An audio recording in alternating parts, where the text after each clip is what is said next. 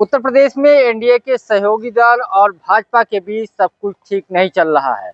क्या स्थिति 2019 के लोकसभा चुनाव जैसी होगी या फिर ओम प्रकाश राजभर कुछ और सोच रहे हैं? दरअसल ओम प्रकाश राजभर जो भाजपा के राष्ट्रीय अध्यक्ष हैं, वो भाजपा से गठबंधन करके बिहार में चुनाव लड़ना चाहते थे और कुछ सीटें उन्होंने चयनित की थी जो बीजेपी के राष्ट्रीय अध्यक्ष जेपी नड्डा से मुलाकात करके अपनी बात रखी थी।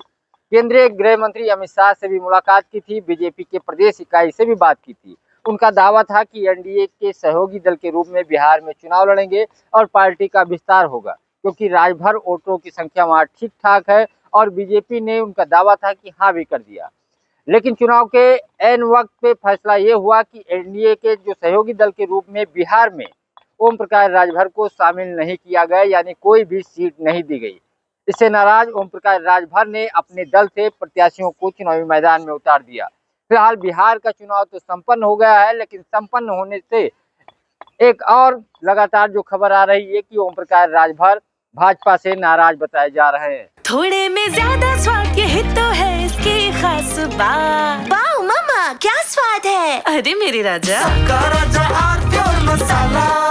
पिछले 2-3 दिनों से उनके जो बयान आ रहे हैं वो कह रहे हैं कि बिहार में बीजेपी चुनाव हार जाएगी, एनडीए की स्थिति मजबूत नहीं है। आरजेडी की तारीफ कर रहे हैं, लालू के बेटे तेजस्वी यादव की तारीफ कर रहे हैं। वो कह रहे हैं एक लड़के को घेरने के लिए बीजेपी के देश भर के मंत्री, 5 राज्यों के मुख्यमंत्री, इसके अलावा सैकड़ों की संख्या में बड़े नेता उसको घेरने की कोशिश कर रही है। लेकिन तेजस्वी ने बहुत मेहनत की है और बिहार में बदलाव की बात चल रही है। दरअसल ये पूरा मामला ओम प्रकाश राजभर चूंकि अपने पार्टी का फैलाव चाहते थे और दूसरे राज्यों में चुनाव लड़ने की कोशिश में थे और बीजेपी से लड़ते तो एक आध सीटों पे उनको ये विश्वास था कि विजय भी हासिल हो जाती। तो ये कहने का होता कि ओम प्रकाश राजभर की पार्टी का जो विस्तार है वो दूसरे राज्यों में है। फिलहाल जो जानकारी आ रही, 64 उम्मीदवारों को उन्होंने चुनावी मैदान में उतारा था, लेकिन उम्मीद कम ही है कि ओम प्रकाश राजभर की पार्टी का कोई उम्मीदवार जीतेगा। फिलहाल उत्तर प्रदेश में इसके बाद पंचायत चुनाव है। इसका पहले ऐलान हो चुका था कि जो बीजेपी के सहयोगी दल है, चाहे अनुप्रिया पटेल की पार्टी है या डॉक्टर संजय निषाद की पार्टी है या फिर ओम प्रकाश राजभर, इन लोगों ने अलग चुनाव लड़ने का निर्णय लिया था और कहा यह भी गया था कि यह व्यक्तिगत चुनाव होता है, बड़ा चुनाव हम लोग साथ में लड़ेंगे। लेकिन 27 से पहले उत्तर प्रदेश में एक बार फिर से उठक पटक शुरू हो चुकी है। इससे पहले भी ओम प्रकाश राजभर 2019 के लोकसभा चुनाव से पहले बीजेपी छोड़ दिया था।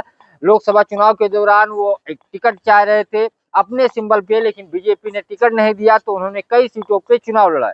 हालांकि सफलता नहीं मिली, लेकिन जैसे चुनाव संपन्न हुआ, रिजल्ट नहीं आया, उसके बाद वो लखनऊ आए और फिर उनको मंत्रिमंडल से हटा दिया गया। थोड़े दिन के बाद वो समाजवादी पार्टी में गए।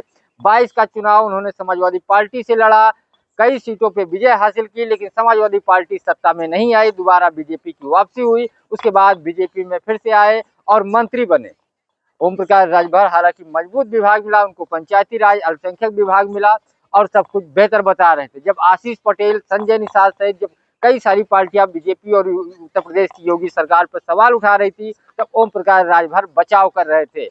लेकिन अब ओम प्रकाश राजभर लगातार कई दिनों से बीजेपी और के खिलाफ बयान दे रहे हैं, एनडीए के खिलाफ बयान दे रहे हैं और कह रहे हैं कि बिहार में आरजेडी की सरकार आ सकती है, जनता वहां बदलाव चाहती है। फिलहाल ओम प्रकाश राजभर क्या करेंगे उनका मन जाने, लेकिन उनका इतिहास देखकर तो ये कहा जा सकता है कि ओम प्रकाश राजभर का कभी भी मन बदल सकता है। क्या 27 से पहले ओम प्रकाश राजभर उत्तर प्रदेश में भाजपा का साथ छोड़ेंगे, क्या मंत्रिमंडल से हटेंगे, ये राजभर ही बताएंगे। लेकिन उनका जिस तरीके का पार्टी गठबंधन छोड़ने का बात है, तो देखा जाए तो कई दलों में आए और गए, लेकिन वो हमेशा सत्ता के साथ रहे।